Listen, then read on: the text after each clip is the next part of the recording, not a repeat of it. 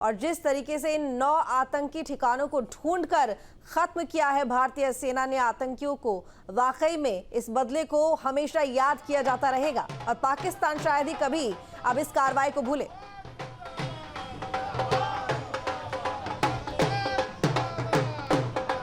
देखिए, पाकिस्तान तो कार्रवाई नहीं भूलेगा, साथ ही आतंक के वो आका जो आतंक के नाम पर अपनी दुकान चलाते थे वो भी कभी नहीं भूलेंगे। क्या लगता है आपको कि ये जो कार्रवाई है अब पाकिस्तान कभी नहीं भूलेगा? नहीं, वो भूलेगा कि नहीं भूलेगा, हमें इस तरह की कार्रवाई उसके समय समय पर करते रहना चाहिए, क्योंकि वो बहुत ही बेहयाई देश है। उसके मूल में आतंकवाद बसता है।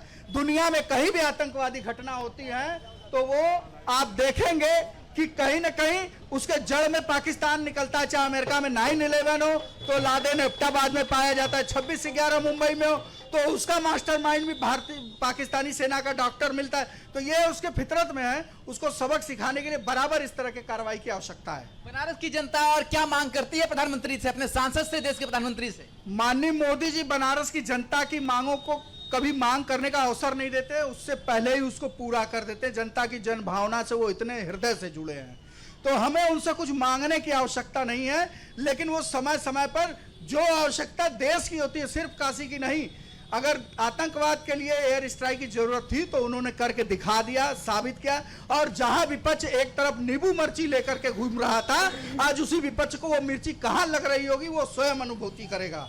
ये जो सिंदूर का रंग है ये बजरंग बली का भी रंग है, क्या प्रतीक दिखाता है आज? जी, हम बजरंग बली की तरह विश्व की सेवा करना भी जानते हैं, 140 करोड़ लोगों को वैक्सीन देना भी जानते हैं और आतंकवाद के खिलाफ मिसाइल दागना भी जानते हैं। अगर आप हमारे साथ मिल के रहोगे तो हम निःशुल्क 100 देशों को वैक्सीन देते हैं, और अगर हमसे छेड़ोगे तो हम आपको छोड़ेंगे भी नहीं। इस कार्रवाई से ये जता दिया है मोदी जी ने। आप लोगों ने जो इसमें कटआउट लिया हुआ है, प्रधानमंत्री जी को एक आर्मी मैन के रूप में भी दर्शाया है। ये देखिए, भारतीय सेना पहले भी थी, लेकिन उसको राजनीतिक एक दृढ़ इच्छा शक्ति से सपोर्ट करने वाला नेतृत्व नहीं था। भारतीय सेना हमेशा से काबिल रही है, हमेशा से ही सक्षम रही है। वो अनुमति मांगती रही कि हमें अनुमति दी जाए, लेकिन वोटों के तुष्टीकरण के लिए कांग्रेस गवर्नमेंट 70 साल तक नहीं देती थी। जो लोग आज नींबू मिर्ची लेके घूम रहे थे, उनको पहले भी भारतीय वायुसेना ने दिखाया था कि हम MiG-21 से भी FL पाकिस्तान में अमेरिकी जहाज का गिरा सकते थे, लेकिन वो नींबू मिर्ची राजनीतिक लाभ के लिए दिखा रहे थे। आज उन विरोधियों को मिर्ची कहां लग रही होगी, आप जाकर के पूछ लीजिएगा। देखिए किस तरीके से लोगों का जो आक्रोश है वो भी दिख रहा है कि जो लोग सेना के मनोबल को गिराना चाहते थे अपने वोटों की संतुष्टि के लिए, अपने सियासत के लिए, वो उसका भी आज यहाँ पर गुस्सा जो है वो दिख रहा है। आज बनारस शहर में इस चिलचिलाती धूप में भी लोग किस तरीके से ऑपरेशन सिंदूर का जो जश्न है, जो खुशी है वो मना रहे हैं, वो इन तस्वीरों को देख करके समझा जा सकता है। और ये सिलसिला अब यही रुकने वाला नहीं है, अभी लगातार ये सिलसिला ये जारी रहेगा, क्योंकि सभी का यह मानना है कि जो आतंक पर प्रहार शुरू हुआ है ये सिर्फ एक ऑपरेशन सिंदूर तक सीमित नहीं रहेगा, बल्कि लगातार समय समय पर इस तरीके के प्रहार होते रहेंगे, ताकि जो आतंक के आका अपने आप को समझते थे, वो सर उठाने की कोशिश करते थे, वो कभी सर न उठा पाए। यहाँ पर आप देखिए कि लोग किस तरीके से लगातार जश्न मना रहे हैं, खुशी मना रहे हैं और सिंदूर लेकर पहुंचे हुए हैं, क्योंकि ऑपरेशन सिंदूर के जरिए आतंकियों का सर्वनाश किया गया है। तो यहाँ पर लोग इस समय सिंदूर लेकर पहुंचे हुए हैं। बाबूजी, क्या लगता है आपको, कितनी बड़ी कार्रवाई हुई है? तो हम नहीं जानते हैं। तो यहाँ पर लोग बता रहे हैं कि किस तरीके से लोग यहाँ पर खुश हैं और यहाँ पर लगातार लोगों की खुशी है देखने को मिल रही है। क्या लगता है कितनी बड़ी कार्रवाई हुई है, कितना संतुष्ट है इस कार्रवाई से आप लोग? बहुत खुश हैं, बहुत ज़्यादा खुश हैं हम लोग, बहुत ज़्यादा, एकदम मस्त है हम लोग।